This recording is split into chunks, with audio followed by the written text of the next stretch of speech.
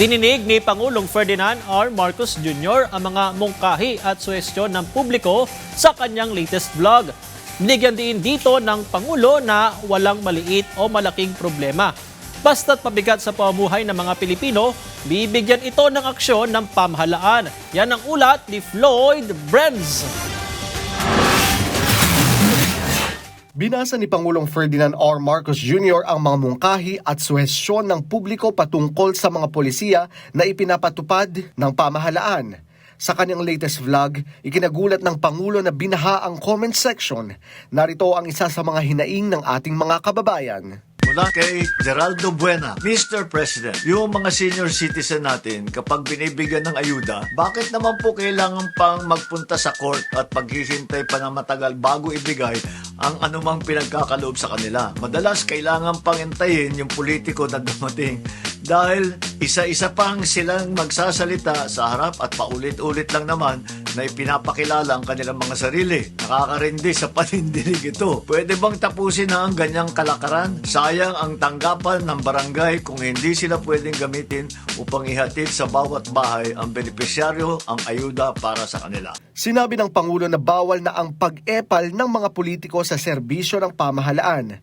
Alinsunod sa inilabas na Memorandum Circular ng Department of Interior and Local Government at General Appropriations Act of 2026. Sa distribution naman, pinapag-usapan na ang pag-digitize ng proseso. Baka pwedeng GCash. May ibang mga LGU na gaya ng Makati na sinusubukan na ang ganitong sistema. Dapat tignan pa rin ng mga local government unit ang modelong ito. Aralin ang sistema at unti-unting maimplementa. Basta sa national government nang galing yan, mabilis na. Di ka na kailangan makinig sa mahabang speech ng mga politiko. Narito naman ang isa pang hinaing ng ating mga kababayan. Ito ay nanggaling kay Bong Dalo. Dapat pong padaliin ang pag-correct sa birth certificate. Kasi po, ang ginagawa nila ay paisa-isang letra lang po. Kung mali ang pangalan at apelyido at birth date, minsana na lang po. Kung late registered naman, ay papupuntahin ka pa kung saan ka na ipanganak. Andito ako sa Luzon, tapos doon ako pinanganak sa Mindanao. Ang layo naman. Magkano pang gastusin? Kawawa naman ang tao. Mukha talagang pahirapan ito. Sa tingin ko, sa mga nagagawa na ating improvement gamit ang e-gov at internet, dapat ay isa na ito sa mga serbisyong hindi na nating inaalala. Napaka-basic naman yan. At ilang oras ang kakainin sa inyong araw para lang pilahan ang iisang dokumento. Nitong nakaraang linggo lang, sa pamamagitan ng PSA o Philippine Statistics Authority, meron na tayong PSA e-certificate service. Dito na kayo makakapag-apply ng digital copy ng inyong birth certificate, marriage certificate at iba pang mga dokumento. Dapat ay kasama na ng PSA ang ganitong serbisyo. At kung magre-request ng physical copy, ay dapat naman sa kahit saang branch ng PSA, pwede nang tungkunin. Sinabi naman ng Pangulo na dapat tanggapin ang mga digital copies ng mga dokumento sa alinmang tanggapan o opisina sa bansa. Marami na ring serbisyo na makikita sa e-gov app ang kailangang ma-integrate sa workflow ng mga ahensya. We need to be open in integrating so our digitization program can succeed. But having said that, kailangan natin intindihin na ang physical appearance sa ibang proseso ay hindi natin maisawalang bahala para hindi tayo malusutan ng fraudulent birth registration. Nakita naman ninyo ang nangyari kay Alice Go.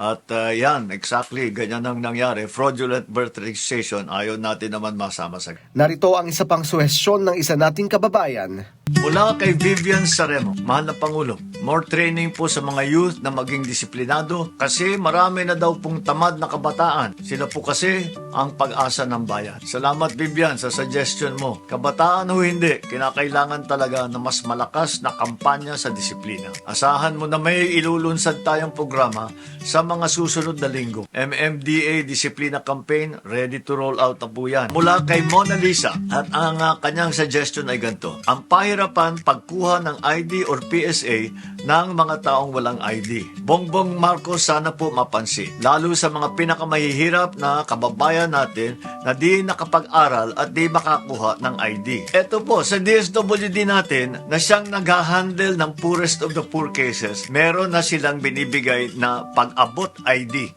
para sa mga street dweller. Pwede na rin yan pang simula. If mag-apply na sila sa barangay or other agencies ng ID, kailangan kailangan kilalanin na yan. Siyempre, wala naman pa silang government na ID. Mayroon din co-location program ang DSWD kung saan dinadala nila ang PSA sa mga payout site nila. Ang PSA naman ay tutulungan silang magkaroon ng mga dokumento ng birth certificate, national ID. Ito po ay nakita po natin at pagka pumupunta po sa lalong-lalo na yung tinatawag na street dweller, nagpupunta sa ating mga shelter, kasama na po lahat yan, yung ID, yung DSWD na ID, pati na kung meron silang prueba doon sa kanilang birth certificate. Lahat po ng dokumento binibigay na natin. Pinadali na rin ng PSA ang proseso ng pagkuha ng national ID. Tinatanggap na po ng PSA ang kahit na anong dokumento na may pangalan, araw ng kapanganakan, address, litrato o lagda o thumbmark katulad po ng barangay clearance. Sa mga kababayan po natin na kabilang sa marginalized sector o nakatira sa mga gida,